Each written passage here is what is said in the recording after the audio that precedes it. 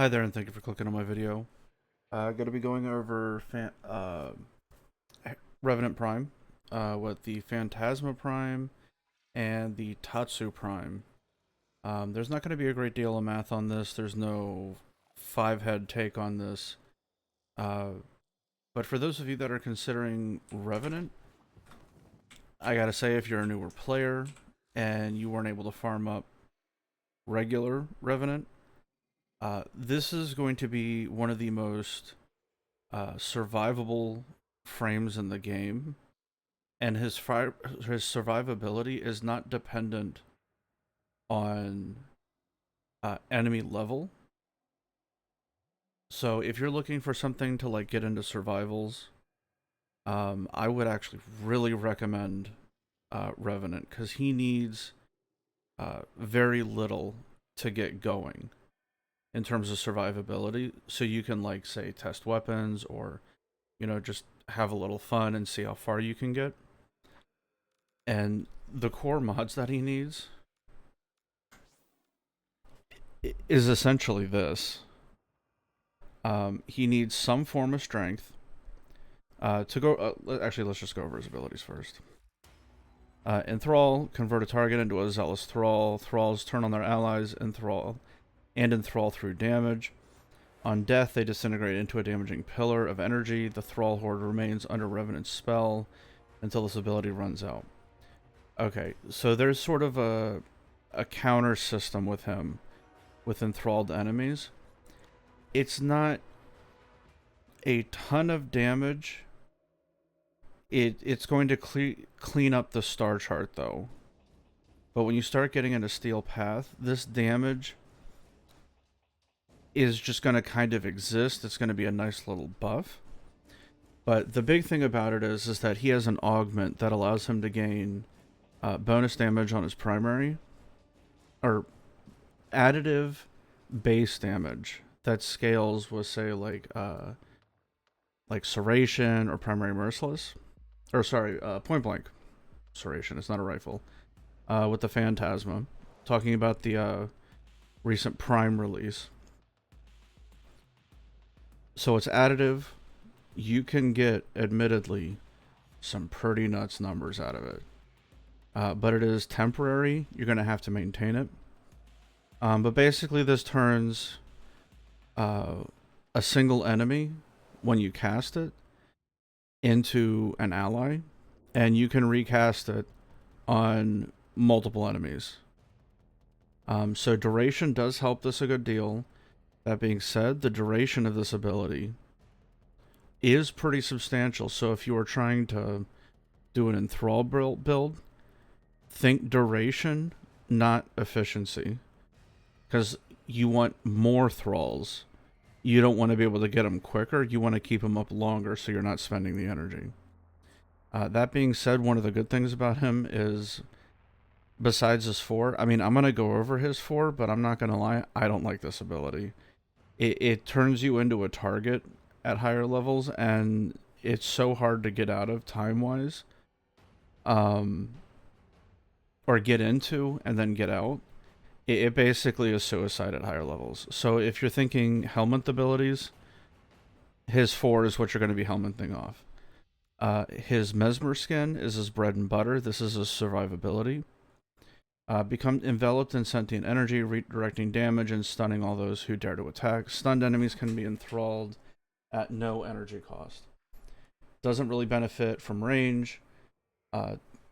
So when you dump stat range, which if you are thinking a little bit of min-maxing, you're going to be dump statting range. You're going to do it as much strength as you can and duration. And then after those two, you're going to get efficiency on there. And you're not going to worry about range. Reason being is the charges are consumed. So for this, I just have an intensify. It gives you 7.8 charges, basically going to be 8. And because of the new update, each charge, when it's consumed, gives you 1 second of invulnerability, which is pretty cool. Allows you to face tank quite a bit of damage. especially at higher strength values. There are going to be some things that can get around it, like some like direct toxin damage can get around it, where it's especially like weaker damage. I've noticed that there can be some chip damage sometimes, but generally anything coming from an enemy directly is going to trigger the invulnerability frames. But the duration deals with the stun. When you cast this, you have the charges that you get for as long as you need them, as long until they get consumed, and it is recastable. Now, just keep in mind, because I'm going to come back to it, his Mesmer skin has an insane cast time on it. Justifiably, it's a very powerful ability. But when modding for this, it's going to require power strength and also natural talent just for this ability, not even for the rest of them. The rest of them are actually pretty snappy. Reeve and Enthrall. Reeve is another ability of his, turns him into a wall of sentient energy, consuming shields and health of enemies that are in its path, and consuming more if the enemy is enthralled. This, combined with his 1, is what allows you to basically scale and one-shot stuff at higher levels. So this is one of the few abilities, if you notice, it's percent-based. This is what allows you to one-shot level cap enemies with enough power strength. So just keep this in mind. It's a very, very, very useful ability. And with enough cast speed, you can get enthralled enemies basically at the same time when you're casting. Dance Macabre, it's his most easily identifiable ability. You're doing the 360 laser dance, and the element type changes to whatever the enemy's weakest against to boost its damage. The damage at lower levels is enough to clear tile sets. But at higher levels, this falls off super hard. You can min-max for it. And I would honestly say, unless the enemy is like particularly weak against like radiation, where if you're standing here doing this, it turns them, like it confuses them and provides you with some CC.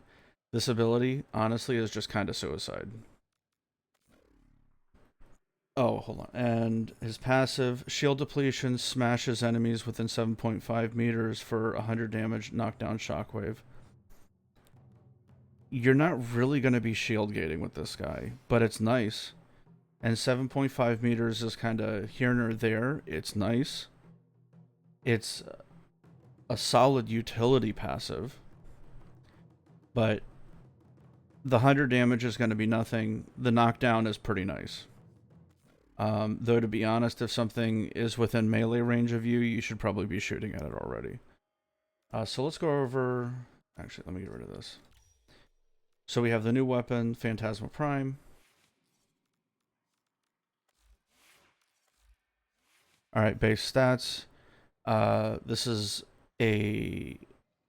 like a laser shotgun, essentially. 330 ammo max, thank God, because when they demoed this on the Twitch channel, it had like 75 or something like that. Ammo pickup is pretty large, which is great considering this thing is essentially a bullet hose. Being a beam weapon, it does have like a really high tick rate, and with the fire rate, you're gonna have to deal with ammo management. Like, even if you're not doing an Exilus mod, I would highly recommend a Prime Shotgun ammo mutation. If not, a maxed Vigilante supplies. But there's definitely a case for this weapon for going for the ammo mutation.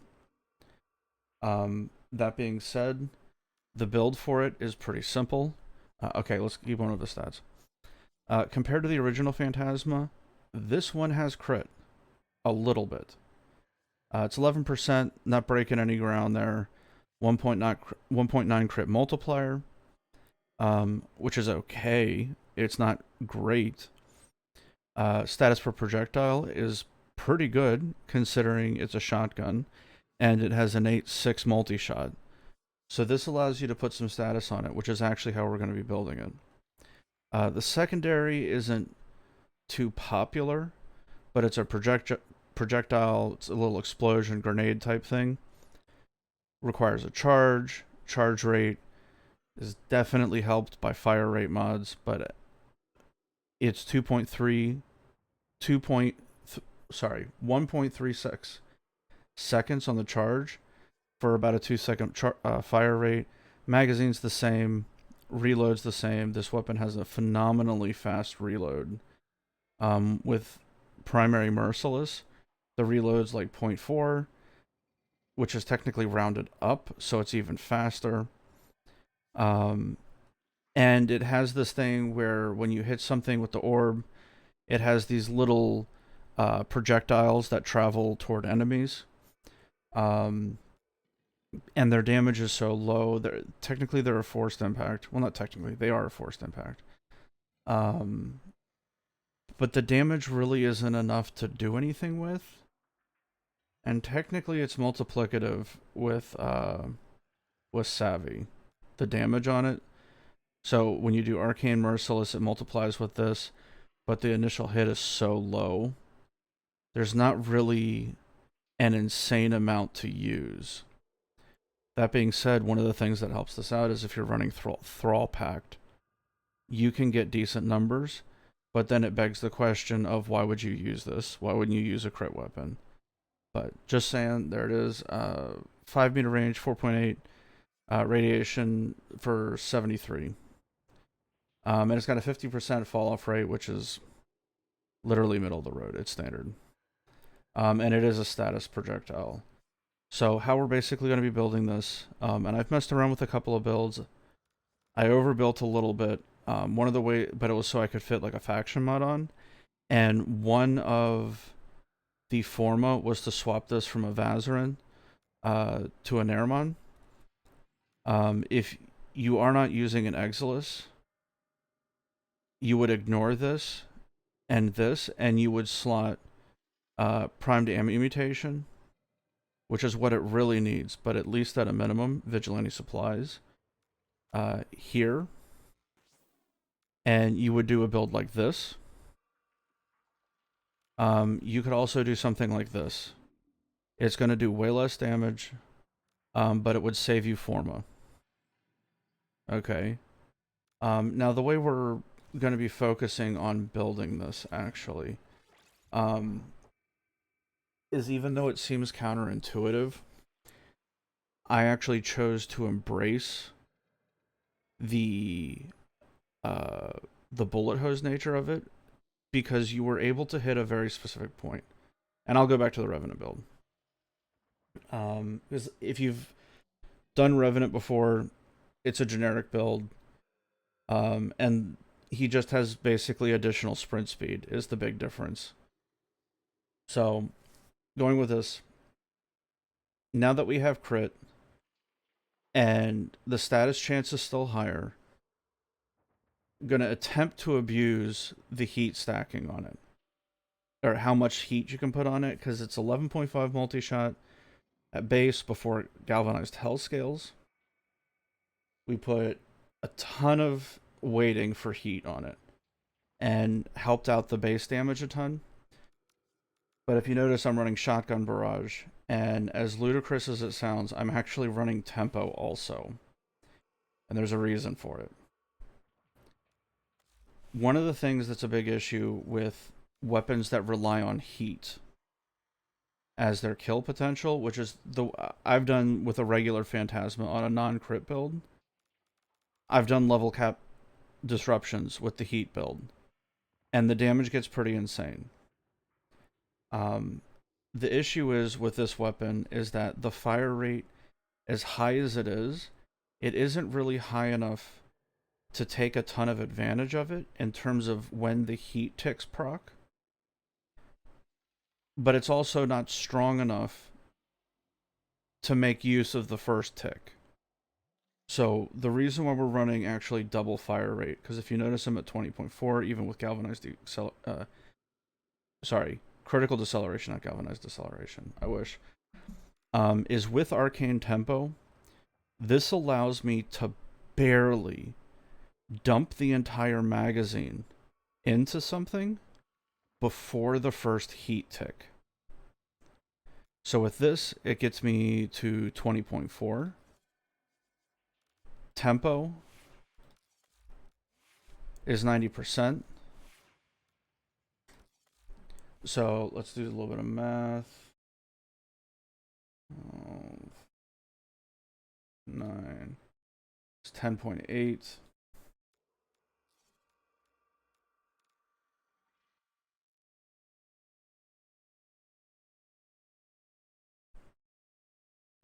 Okay, so 20.4 is what we have now. The 90% from tempo scales off the base, right? So with both of these combined, and the fact that this is a beam weapon, I need to double the magazine in terms of fire rate for me to be able to consume it in a second. So the magazine is 15, which means the target that I need to hit is 30. So with shotgun barrage, even with deceleration, which is a big deal in terms of getting extra damage on a shotgun, if you can mod it on there, there really isn't any reason not to mod it, and you might have to Riven out of it. Now, right now, this is a brand new weapon, so it's 0.5 dispo. So the Riven that I have isn't going to help, and this Riven got way better mileage on the regular Phantasma, because the stats were basically 2.5 times. Because the Phantasma is like, what, a 1.5 dot dispo? It was like 1.42 or something like that, is what its actual dispo number was, while this is pegged at a 0.5.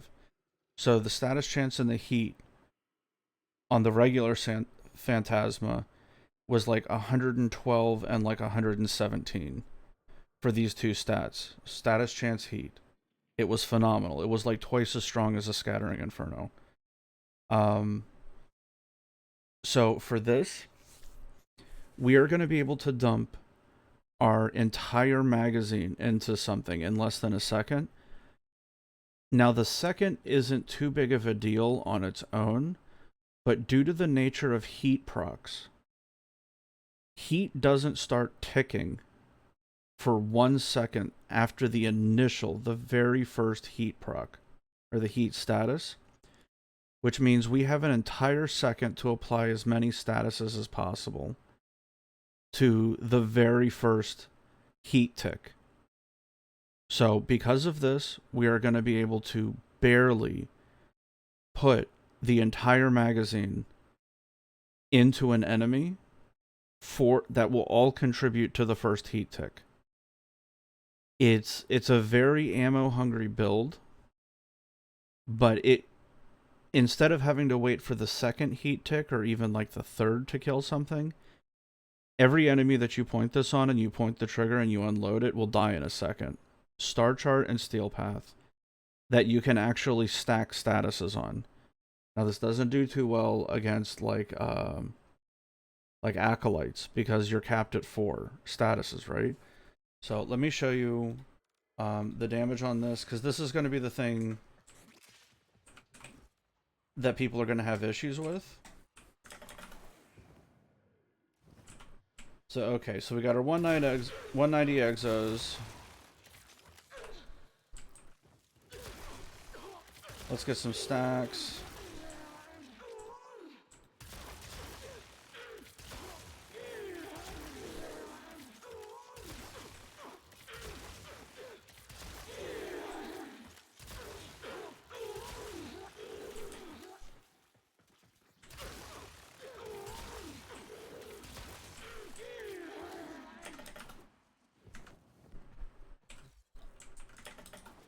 Okay, so with these guys, what I want to be able to do is get as much upfront damage as possible. Reload. 61k, 120. 156, 177, got 23k in there in the back. 38, 45. Pretty basic, right? And that's the general gist of this build. But the thing is that it requires you to have arcane tempo. And also, unlike the Ignis, you can get headshots on this, so the damage can get pretty insane. I haven't hit 1 million on it yet, but I've gotten to 800k on a heat tick.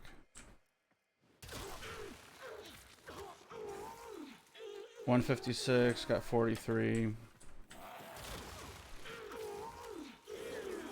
212. 177, 92. The damage is there. And you can, like, say you're doing a Demolist or something on like a Heat Inherit build.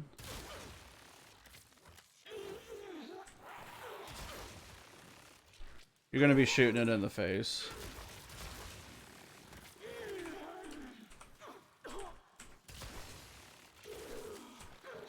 $179. 290. 483, 501, 574, 612, 633. See, it's going up a little bit because of the viral spores from the Panzer. So the damage is there. But the reason why the ticks are getting so strong is because I'm able to put my entire magazine and benefit from it in 1 second. So even though the fire rate is insane, this weapon has like a 20, I think it was like 24, 25 meter range on it. You could, add some utility to it and do galvanized acceleration. Actually, let's test it right now, just to be sure.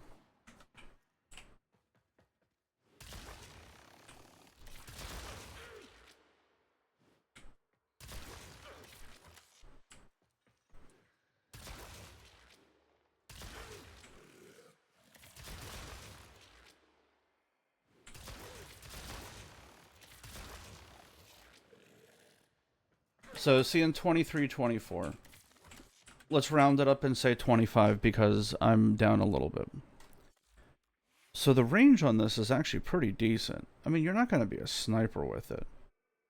But modding for heat and giving it the modded benefit plus the Grenier faction damage, crit, scaling from Merciless, Multi-Shot, and Savvy, you can get pretty insane numbers out of this. But you have to run Shotgun Barrage and Tempo to take advantage of this. So, what if you can't run this build?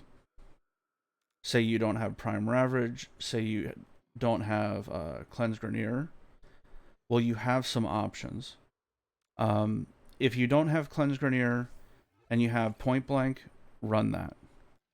The next thing, if you don't have that, then you would run Blaze. You should have Blaze, but let's say you don't. You could also run Hunter Munitions.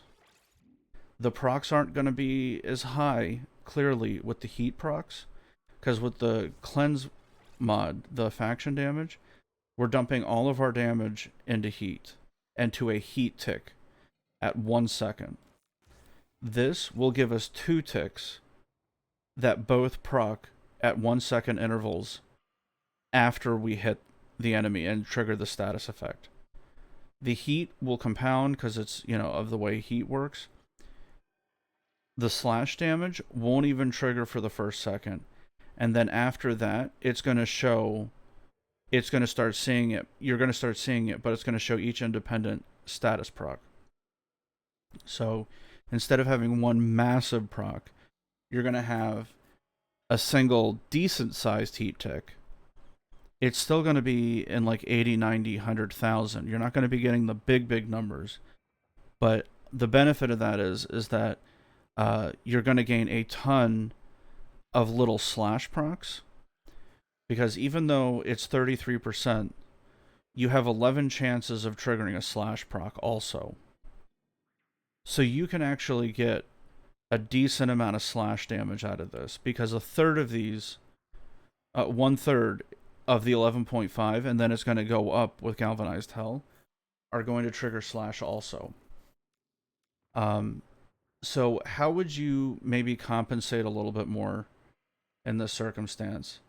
Well, if you can't push and get the full mag in 1 second, like say you don't have tempo, right? So no tempo. Well, then there's no real reason to have the super high fire rate. We wouldn't need shotgun barrage. You could run fervor. Look, it's 15 fire rate. It's going to be 2 seconds to unload the magazine, which is perfectly fine. You would then reload, which takes about a half second. With Merciless, it's 0.4. This would be a much more comfy build. Now, if you don't have Prime Ravage, obviously you're going to go Ravage, right? And then because we're doing heat, you would do the 90 mod for heat, and you would double stack on it. You would do 90 mod for heat, and then do the 60-60 for heat. But let's say you don't want to do this either. Okay. You could then potentially get rid of this. Do this. And we'll balance this. Okay, so we have 13.5 heat and 18 viral. Okay, that's close enough. We want to keep the higher status chance, right?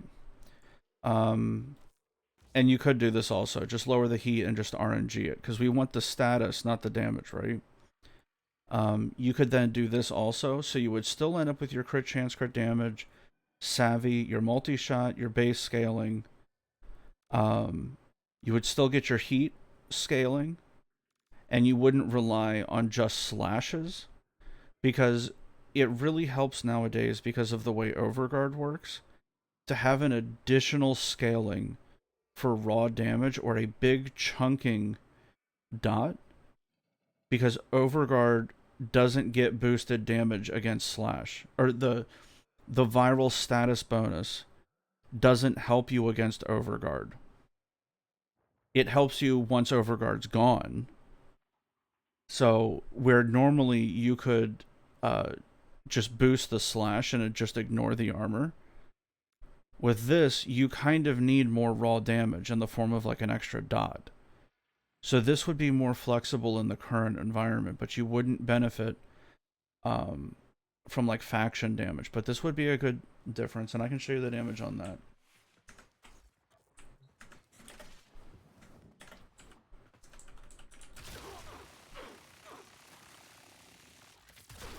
So obviously the fire rate's lower.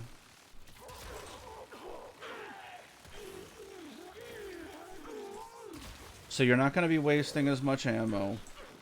The damage is still going to be there. It's obviously going to take a second to stack up.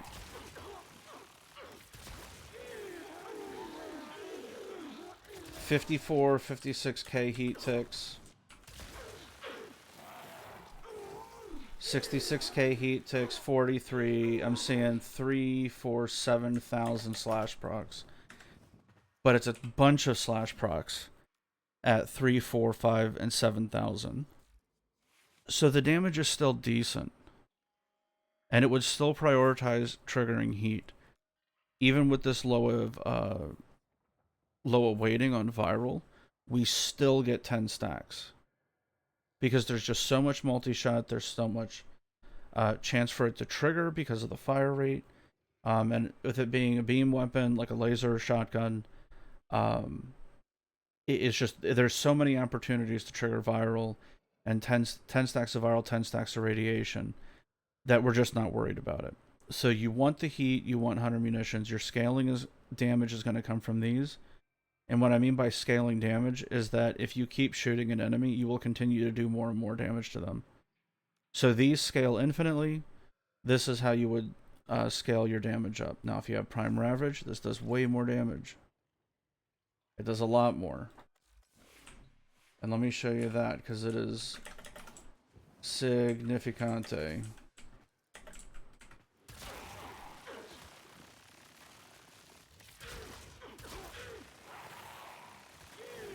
Alright, with no stacks, I'm seeing 15k slash. There's a 27k heat tick.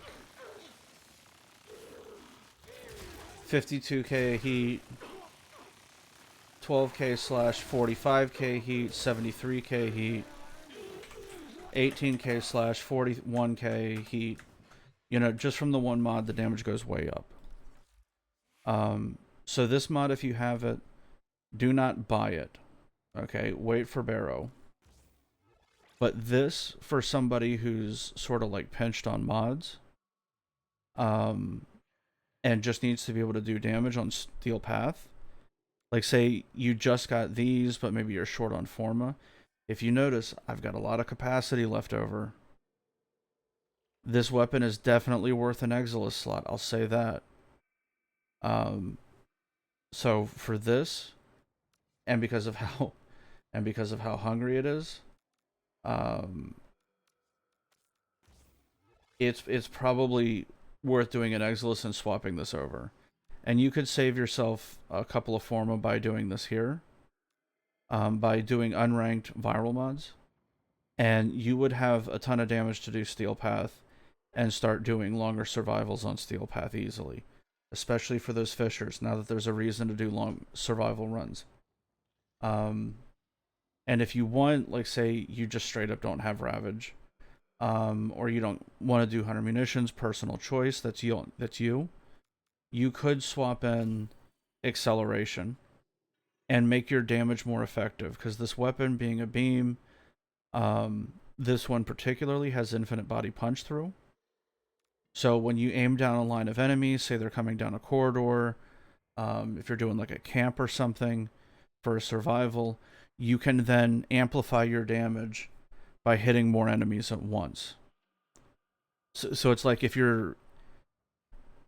normally you don't have any punch through, but then you equip punch through on the weapon, and instead of just hitting one enemy, you hit the one behind it also, you have effectively doubled your damage output. You're not killing the enemy in the front twice as fast, but now instead of only doing damage to the one in the front, you're also doing damage to the one behind. So for this one, if there's 3-4 enemies within 25 meters of you, well, now you can basically hit twice as far. How many enemies can you hit in 50 meters? Probably a ton. Or what would it be? Hold on, let me be accurate. Whoops. Alright, 30% plus 90, or plus 60. So 25 plus 90%. Okay, so 47.5 meters. That's a pretty good beam. That is a pretty good beam. So for this, there's nothing wrong with this also. But so it will increase your damage output, your total DPS, not on a single enemy, but the amount of damage that you do overall, significantly. But it's not going to help you kill a single enemy faster. So, like a cheaper build, I would recommend this. For the higher tier one, I would recommend the mag dump in 1 second. And you can get pretty insane numbers. I'm not even using a Riven on it. Okay, the original one, the non-prime Phantasma, however you want to phrase it, the original Phantasma, had such a high dispo. This Riven allowed me to hit like 3, 4, 5 million heat procs, or heat ticks, on essentially only viral primed enemies. So with this allows you to sort of cross build into crit damage where before you didn't have to. And you can comfy burn through, and because of the deceleration, you'll be able to more comfortably manage your ammo with the deceleration. And this is from Deimos Vaults. So those would be the two builds. Hold on, I'll just build them again.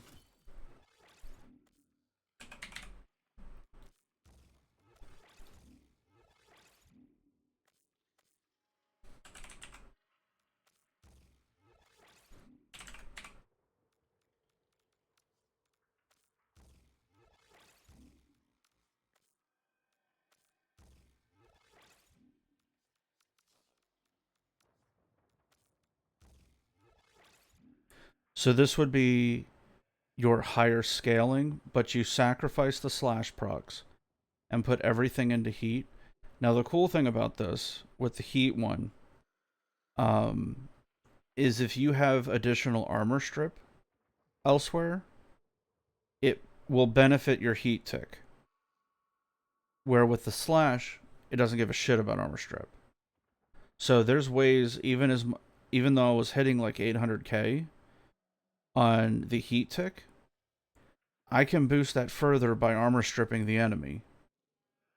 Right? So there's ways to make it work better. So you would stack more corrosive projections. You would maybe prime it with corrosive. I'm pretty comfortable normally getting viral from the Panzer and just dealing with the RNG of how many stacks it has on it. Because the big one is the first viral proc, or the first viral status, is 100% bonus damage to health. So that's the big one. It takes 9 more to go up to 325%. The Tatsu is a straight up upgrade. And I'll show you the damage on this, but this is a straight up upgrade. It's a standard quick attack build. There is a heavy attack, but they buffed the attack speed on this so high. Even though I hate this stance because of how it feels, do not confuse that. Do not confuse my personal dislike for how this feels for it having bad multipliers. Okay? It's got really good multipliers on it. Like, especially the standing auto, the third part. That one. That's a lot of headshots in one spot. So we're not even going to prime. We're going to wait for the dog to spit. There we go.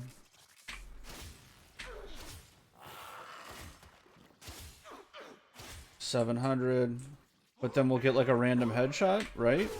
43k.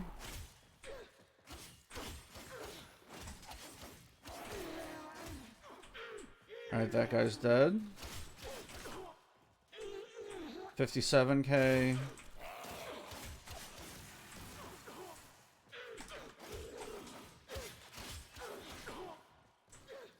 $34,800. It doesn't lend itself to red crits very well. It doesn't. Okay, didn't even get to the tick on that. But it's got high enough base damage. It still gets to the damage it needs. It's got 230 base damage, which is what's going to scale your slash ticks, right? It's still high enough for you to do something with it. And more importantly, the status on it is high enough. The Carnus Mandible is only here to increase the weighting. If you really want to dive in on the slashes, to be honest, I kind of like the additional procs. Like, I know it's not really like meta per se, but I really don't mind the random radiation proc here and there. It's a little bit of CC and takes a little bit of the pressure off of me. Because even with, say, like a Thrax or something where they have like Overguard, they can still be aggroed by another enemy that has radiation procs on them. It's not ultra reliable, but it damn sure is there. Right? So if you really want to go in on the slash, Buzzkill's your way to go. This weapon certainly has enough status chance to proc 2 semi-reliably. But I like this. It feels like I'm getting 2 and sometimes 3 status procs with the force proc. Like, it's pretty common to see like slash radiation and impact triggered on the same hit with this build. So it's personal preference. Technically, Buzzkill will force slash more often, and it will. Hold on. Let's just actually bring this up. 167 divided by 321.2. So with Buzzkill, it will give you 52% slash weighting. Not great, but certainly better than what we had. It will at least make it so your average hit over an infinite number of hits, you will be triggering slash more often than not. Right? So this would technically be like the ideal one, but I like the RNG chance on this because I'm running condition overload and it allows me to not rely so heavily on priming everything. So it's a little bit of a lazier build. But other than that, just to speed up the stance, even though if it was like a normal weapon, like say like the Cronin or maybe like the Guandao, the base attack speed, you could make the case for just running Prime Fury. A 1.8 attack speed is definitely respectable. But personally, I like the additional chance of getting crits. It allows the 22% to stretch its legs a little better because we are doing combo counter builds, like combo counter quick attack builds. And I don't miss Organ Shatter that much.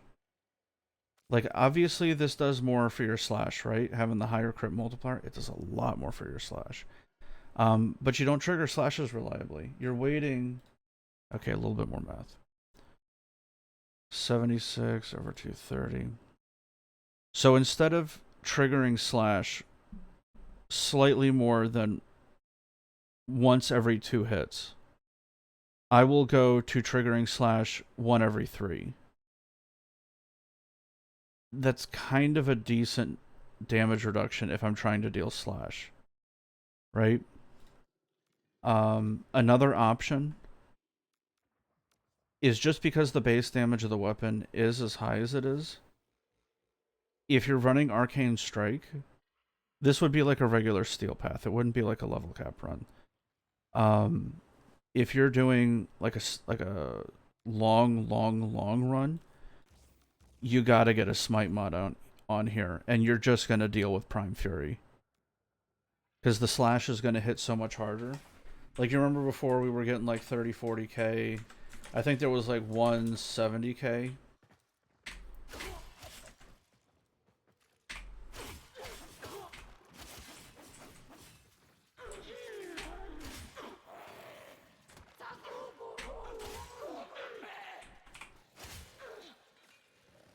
Okay, 18k.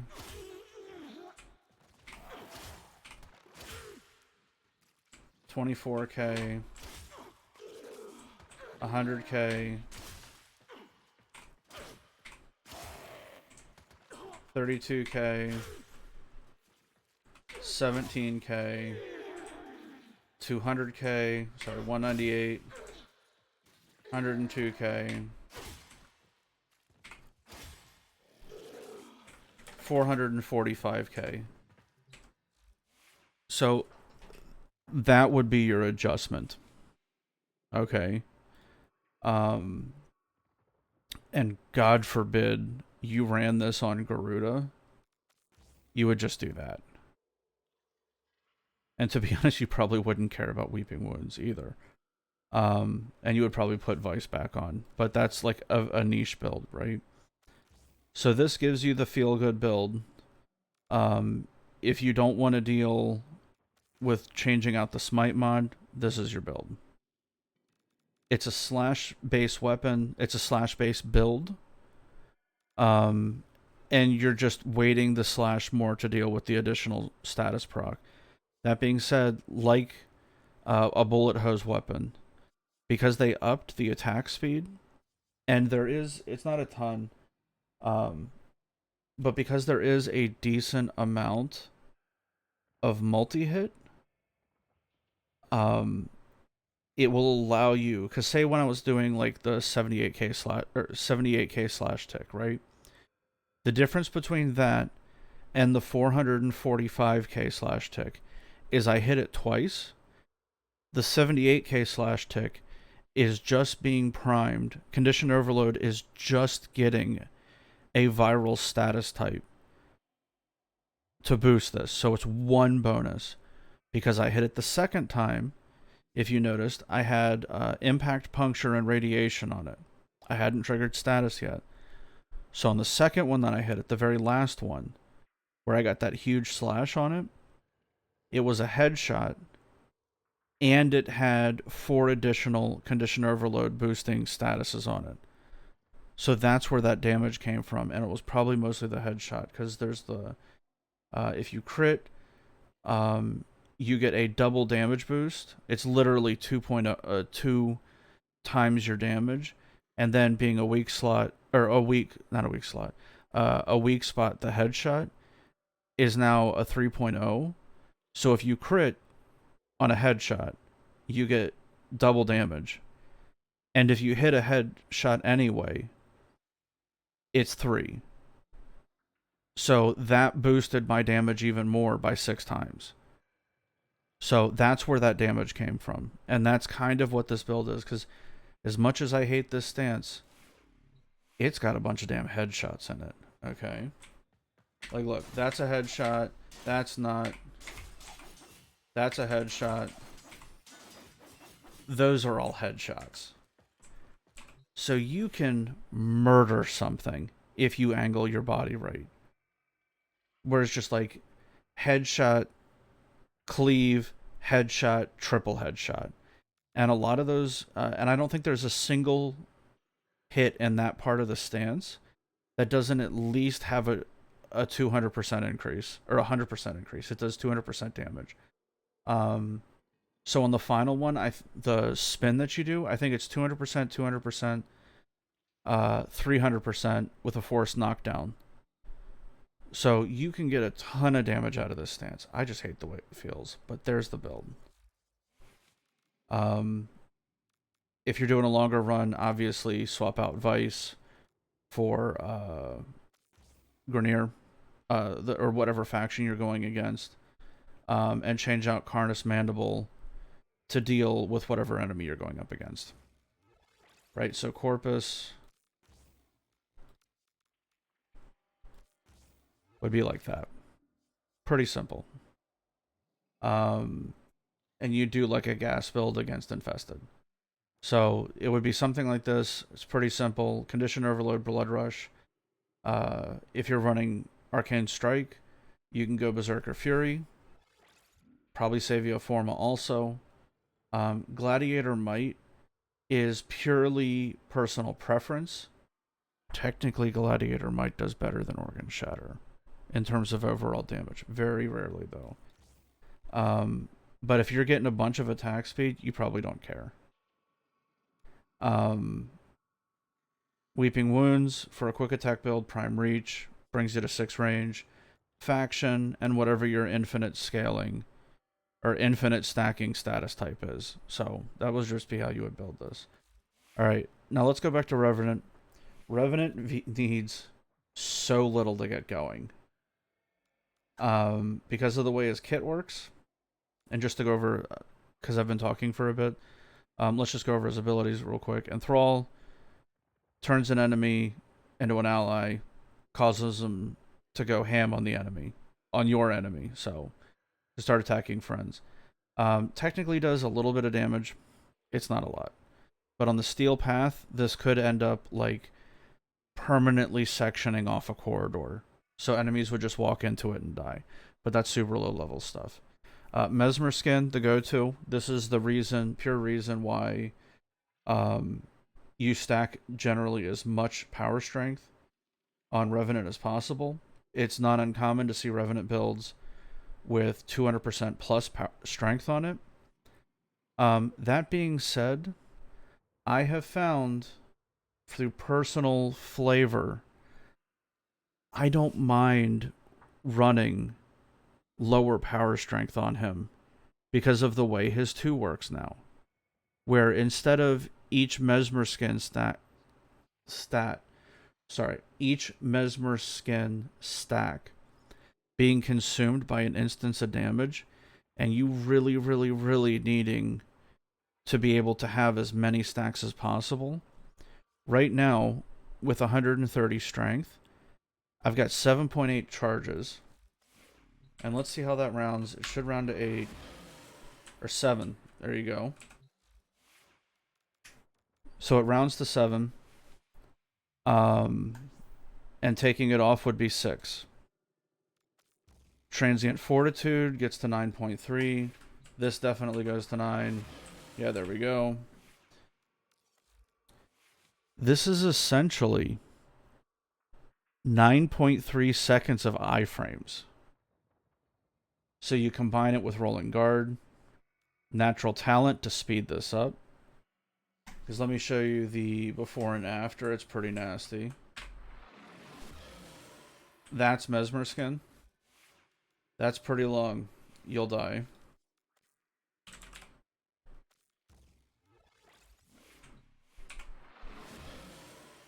That's not too bad.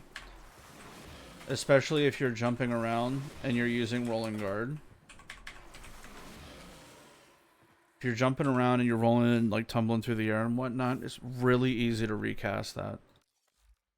So that's personal flavor, but I would say for all of those of you building Revenant for the first time, say you never bothered with farming his regular form, I understand. I would really, really, really recommend Natural Talent. Other than that, if you're running like the Panzer Volpifila, Equilibrium is an amazing mod to put on him. Because of how tanky he essentially is, how much damage he can take because of the way Mesmer Skin works, you're going to have as much energy as you need, especially if you run a tiny bit of efficiency. Because of the way his Mesmer Skin works now, the high power strength builds where you dump stat efficiency and range to maximize strength and duration are kind of a thing of the past because they redid this. So you just need power strength, really. And it turns this casting ability essentially into a duration ability. So like for his 1, Enthrall, if you wanted more enemies enthralled, right? You would, and you wanted it to be cheaper, it's more efficient because of how it's a duration-based ability to increase the duration because the duration's so high. So if you were using this and it's 30 seconds, right? You have continuity. It lasts for 46. This ability costs you half as much over a minute, right? So it's more efficient than Streamline, but you would stack them anyway. And the other thing is that the drain on these isn't very high. 50, 50, 25. With no energy, you're at 225. You can easily pick that up. And Equilibrium makes that so easy. It's literally an energy orb. Well, for these, it would be 2. So for this, I like using Corrosive Projection still. Just the overall damage output. Because of how much shields he has 188 with the Decaying Dragon key on. It's really hard to shield gate with him. 1 second.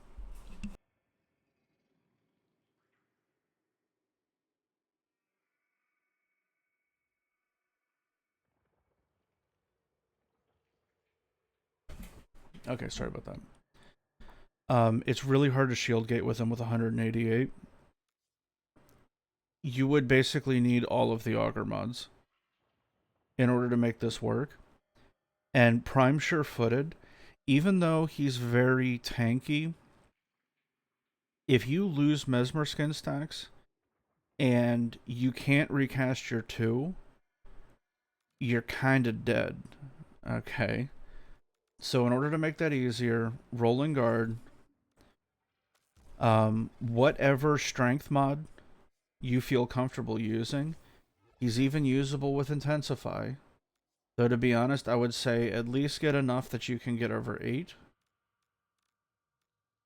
because like I said before, I thought it rounded up to 8. It didn't. So adding this mod only gives you 1, right?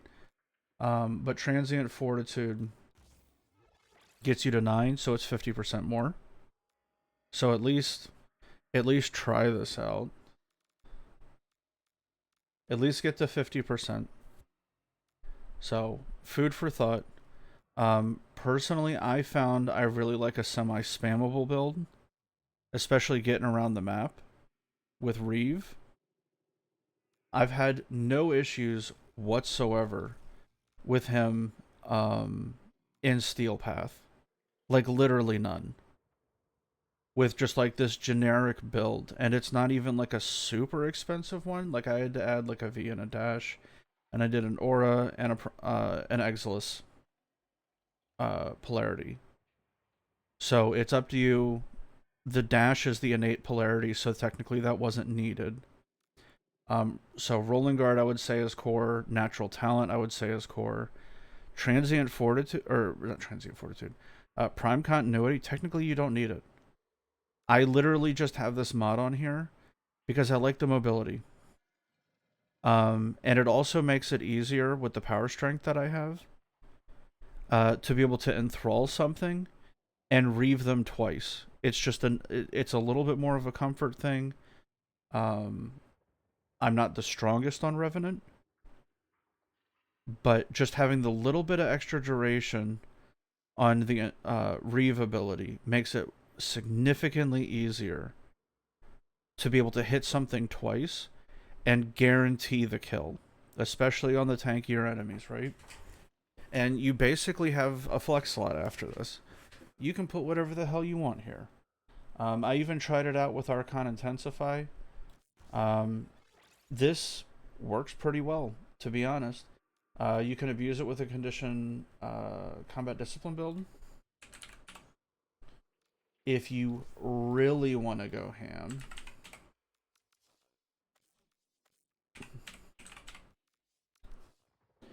right? So you're constantly draining energy. You're getting a ton of crit chance. This is great for the Phantasma. And it's flat. You compare it with the crit kitty. What's his?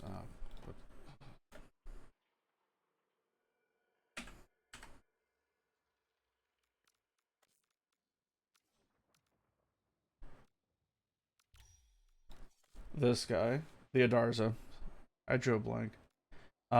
With this, and you're gonna have a ton of crit on the Phantasma if you actually want to run like the Prime set loadout, because that's flat also. But I like the Panzer. So it's up to you. These are options. The safest build, if you don't have Energize, to be honest, the amount of energy or the amount of health and energy you're going to be getting back from Equilibrium, and how energy efficient this guy is, especially with the duration, natural talent, streamline. It's going to be pretty easy to keep his health up. You could honestly get rid of this and run like another mod or another arcane. So if this is the build you want to do, that's cool. I was using Aegis on him just for a little bit of extra shield gating with corrosive projection. So Revenant, listen, I'm telling you, Revenant is a super easy frame to get going. He just doesn't need that much, but he benefits from a couple things a whole lot. Like, he really loves power strength, but because of how cheap his abilities are, okay. So let's talk about this augment. It doesn't necessarily break him, but you can, over the course of like a period of time, and this would be a more duration based Revenant build, you would want to be able to keep enthralled enemies as long as possible. Because as you enthrall enemies, you gain primary weapon damage for each active thrall. So the more enthralled enemies you have, it gives you damage to your primary. If you were doing a combat discipline Avenger build, you would also go this. Like 9 times out of 10 to just boost your damage out the ass. And also, because none of his other abilities, 1, 2, or 3, um, count as like damage boosting abilities because this is an augment, you can put Roar on him for like your slash proc enjoyment. 1 second.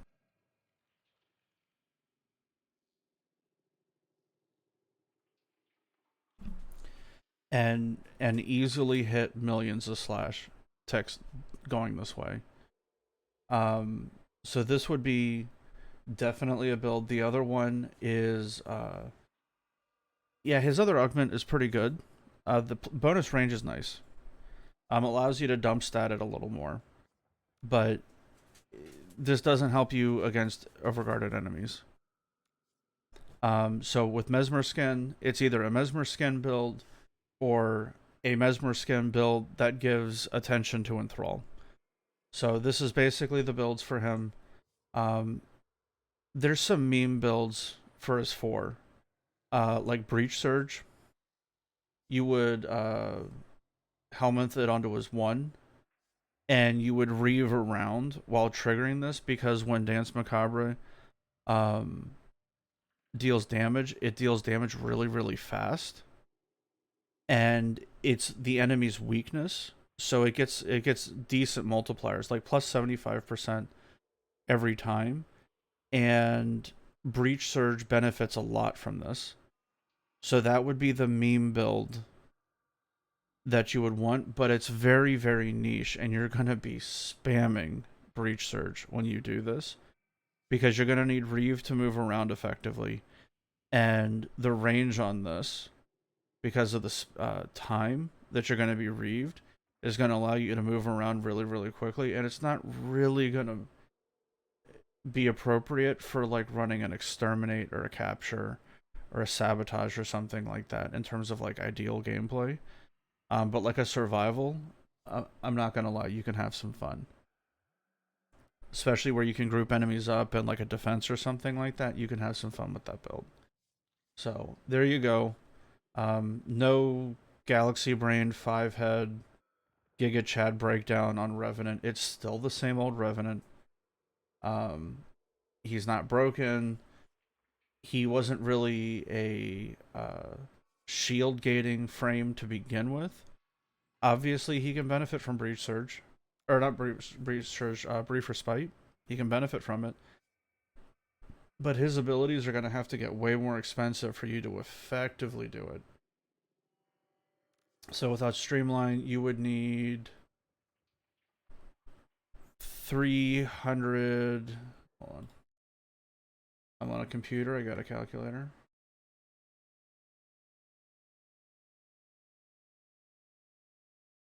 So you would need 376% shield per.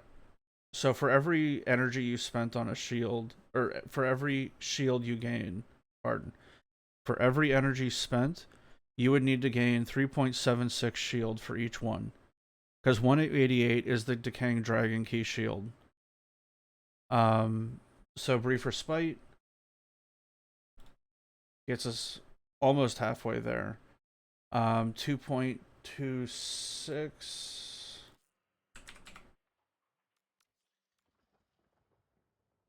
So 40. You would need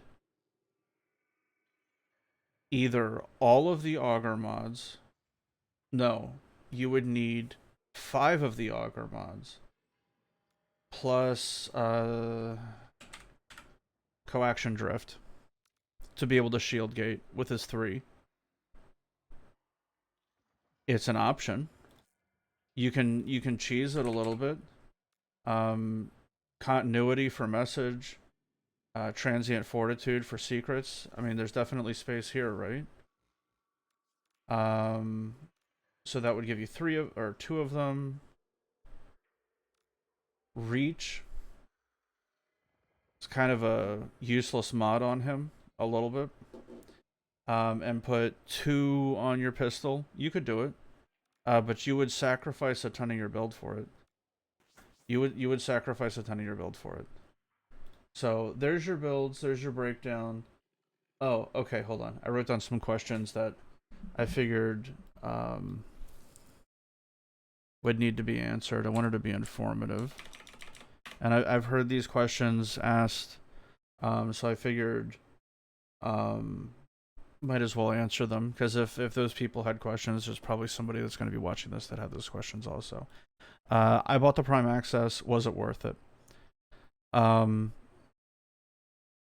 I would still say, in terms of straight up benefit to me, the player, yes. But there is a ever growing asterisk that is appearing to rear its ugly head. Where before it seemed like when you bought Primed Access, it was like a great deal, and you could go through the entire year, and if you wanted to spend money on Warframe, you would buy the 2 Prime Accesses every year, right? And when you cost averaged it out over the year, it ended up being like the equivalent of like a $20 or like a $25 a month subscription. It was a bit of money, but in terms of like breaking the bank, because I don't watch TV, I don't own a TV, and this is the main game that I play, to me, $25 a month, because I'm not somebody that goes to the movies. I'm saving money elsewhere by playing Warframe. In terms of like mentally, where does the money come from? They appear to be actively pushing toward Prime Access not being that good of a deal. The upgrades to specific things like the weapons, the fact is the weapons are free. It's supposed to save you time, but the fact is farming primes is so fast nowadays. What is it actually saving me? Like 2 hours worth of farming? Bad RNG can make it like an afternoon. You know what I mean? And then say I rush it. Okay, so it costs me some plat. If I'm spending to speed it up and trying to make it as close to possible as Prime Access, it's not as much of a deal as it used to be. But the plat right now makes it worth. And the resource and affinity boosters. Right? So I re-upped. Affinity booster is back at couple months. Resource booster is 135, right? The way I would start recommending, and I'm probably going to be doing this myself, is just buy the accessory pack. I really don't need plat.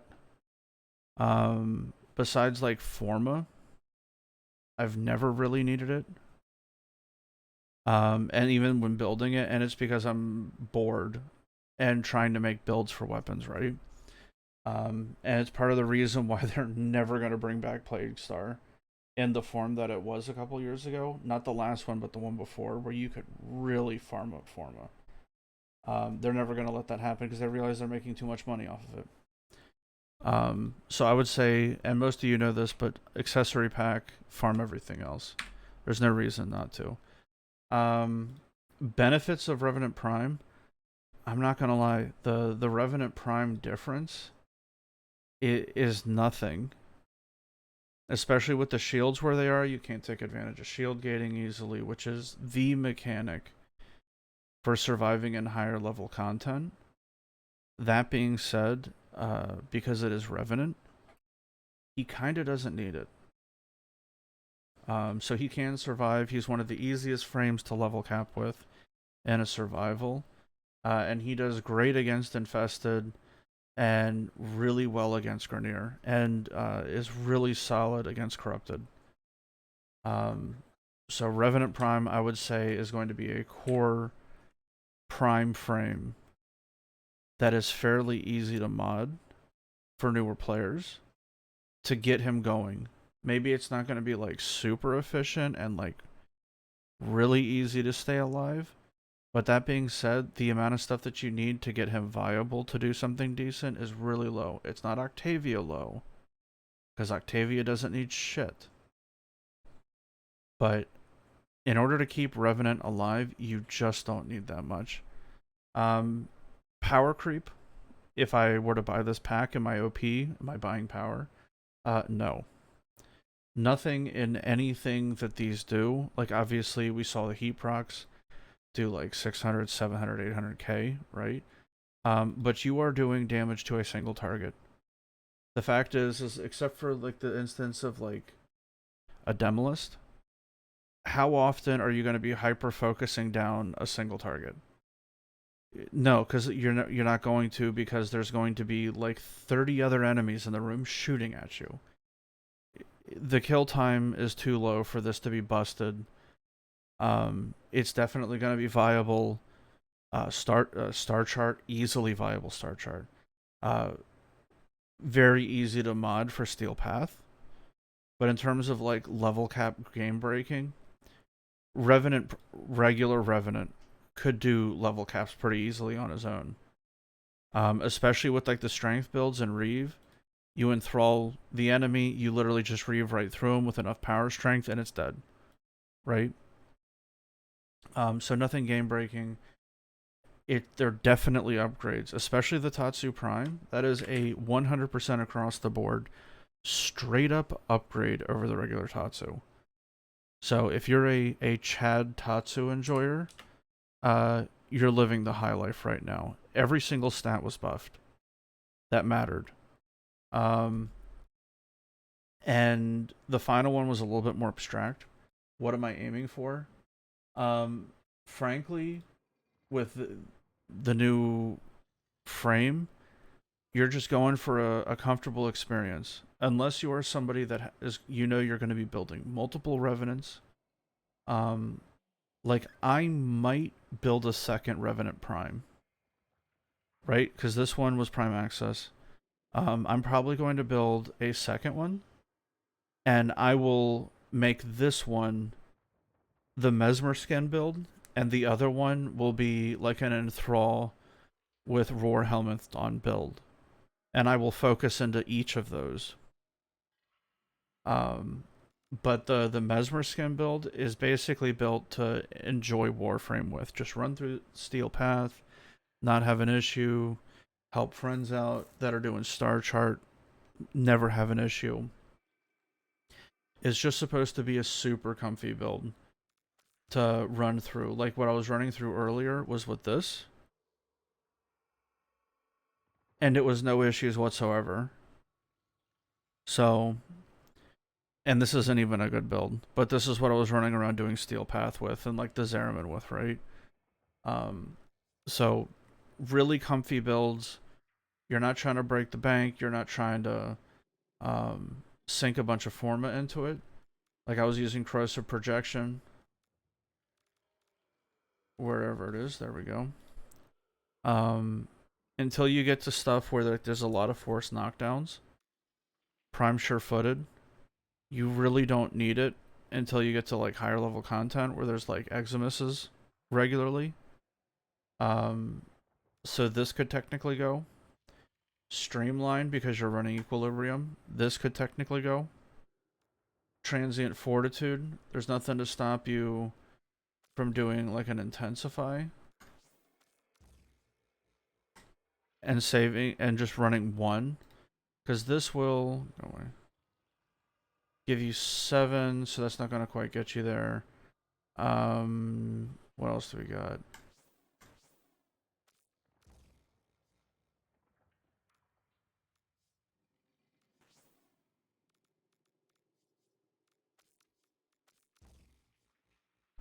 Okay, 9.3, 8.6. Okay, so you would need something like this. You just need to get to 50% power strength for like a comfy build with it, and keeping Mesmer skin cheap is basically what you're going for. At like a cheap build. Obviously, if you're doing higher level stuff, you want this as castable as possible. Like obviously 11.4 is preferable, and you would go Streamline Blind Rage. Whoop.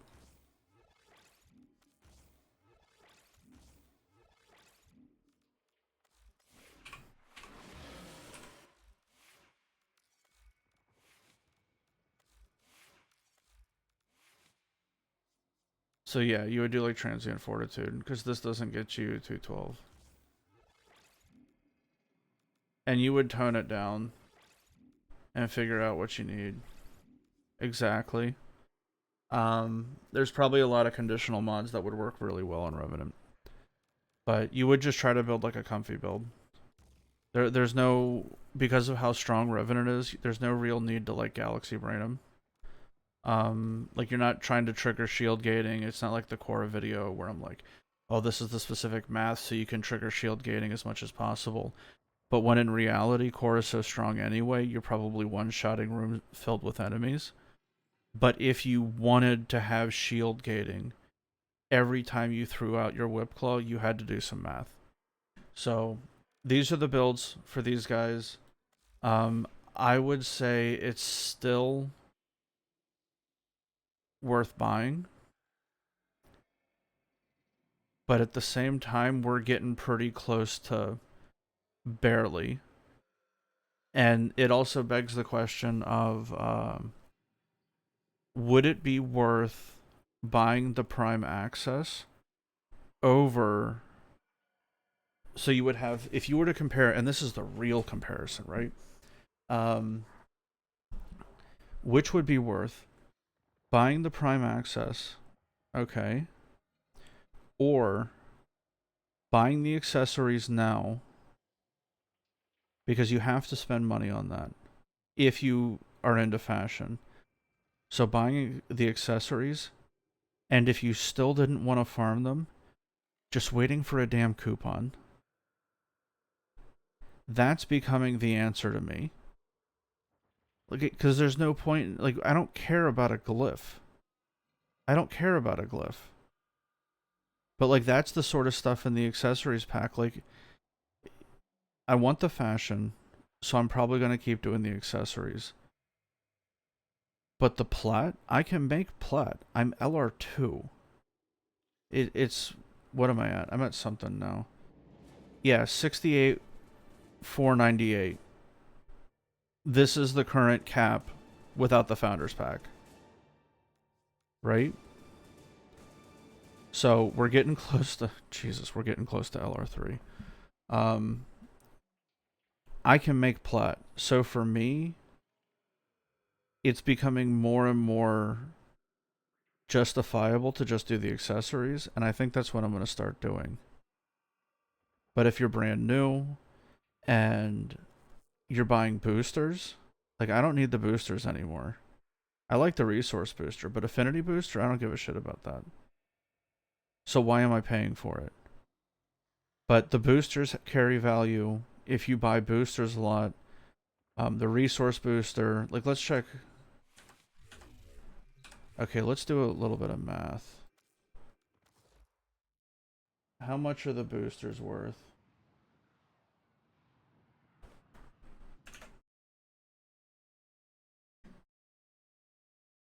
Alright, there's that.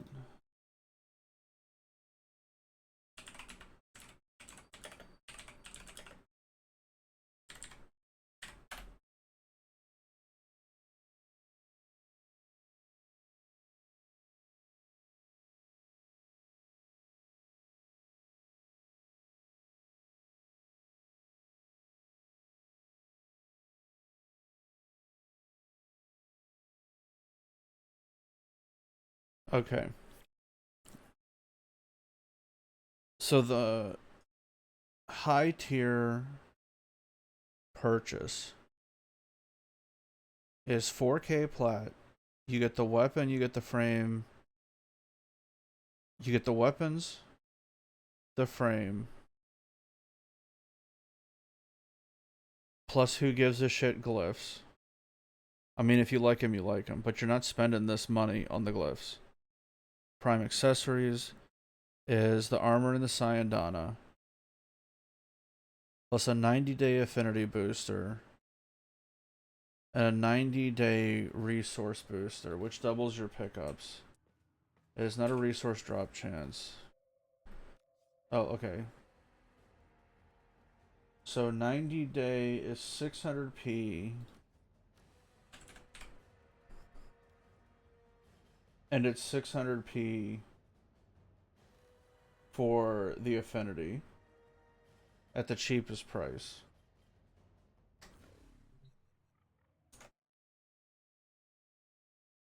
I don't know. It's getting close. Cuz this whole $380 value, who in the hell is spending that? But anyway, it is what it is. It's a good frame. It's 100% core to a lot of new players' builds. The weapon's not so much. But the frame, this is going to be an important frame to a lot of people, especially people that don't like using Neja, which is great for Steel Path. Revenant is going to be a solid option, especially for Baby Tenno's first level cap experience. Revenant and Revenant Prime can get there pretty damn easy compared to other frames. And if you run a bit of power strength, no reason why you can't be one-shotting level cap with this guy. And it will be the frame itself, not the weapons, killing level cap. Because one of the cheese things right now, I don't think they've fixed it. I know I was using it in Cascade.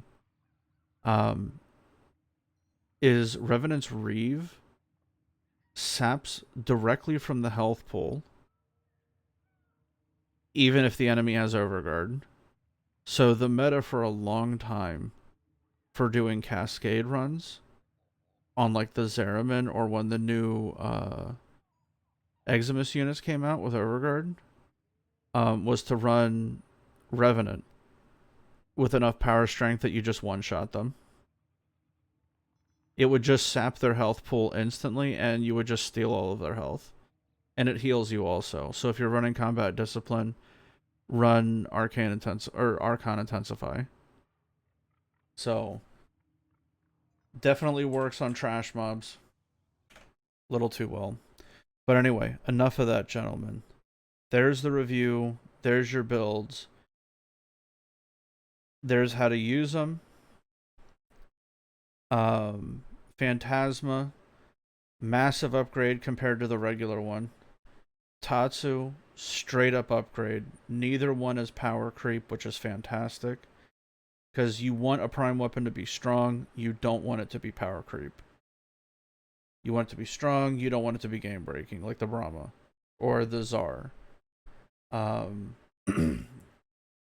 Like as fun as stuff like the Ketchman was, or the old Tonkor was, you gotta understand you don't want that in the game, right? Like it breaks the game, forces DE to do something about it. None of these weapons are like that. Revenant, super good. But there you go. Y'all have a blessed day. Thank you for listening to my rant plus explanation. No Galaxy Brain takes today. And the main issue with the Phantasma is just fitting the crit mods on. But there you go. Have a blessed day, guys.